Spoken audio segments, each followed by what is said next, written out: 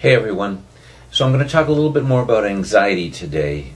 It seems to just be the biggest issue that we all face. And I wanted to let you know that I've started to see anxiety as an addiction.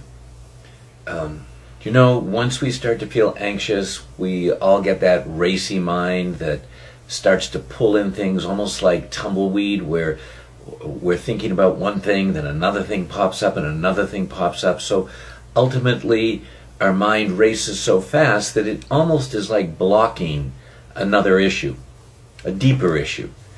Some of us, unfortunately, use drugs, alcohol, spending, food, gambling, work as a way of medicating the anxiety. So we're actually dealing with two issues rather than just one, two addictions.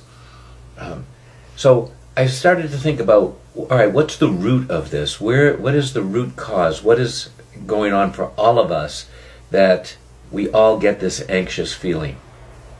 So I went back into early childhood and I said, okay, so infants, they never get disciplined, they never get yelled at. The world is all about them, and so we give them what they need and what they want constantly. And this is the id, actually, which is the gratification part of early childhood development.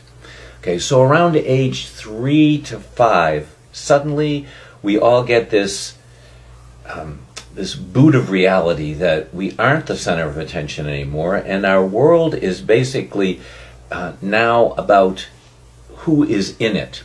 We recognize parents and siblings.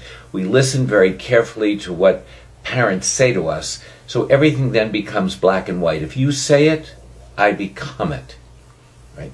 So a child then develops what we call a perception of reality. A parent can say to a child, hey, why did you do that? That was an extremely stupid thing to do. And if a child hears this enough times, say around age 4, what do you think he's going to begin to think? That he's stupid. So in this period of time, the ego is forming, which is basically our personality. And now it has on top of it this heavy-duty damage that he believes he is stupid. So this child might spend the rest of his life proving to the world that he is either stupid or that he's not stupid. But his world is going to be filled with finding different ways in which to satisfy this part of himself that has been corrupted by his perception of reality.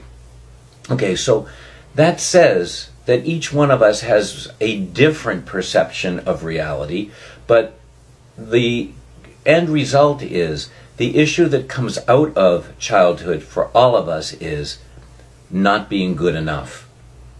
So you see, the anxiety that we experience is actually blocking that feeling of not being good enough.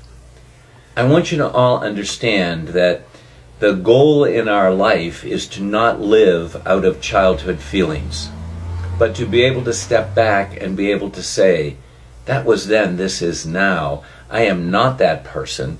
That was my perception of reality, but today I can look at myself differently. All right. I hope you understand what I'm talking about. I'd love to hear some feedback from some of you, or all of you if need be. But we're going to be talking a lot about anxiety and how we actually fix it. All right? So I will catch you later. Take care. Have a great day.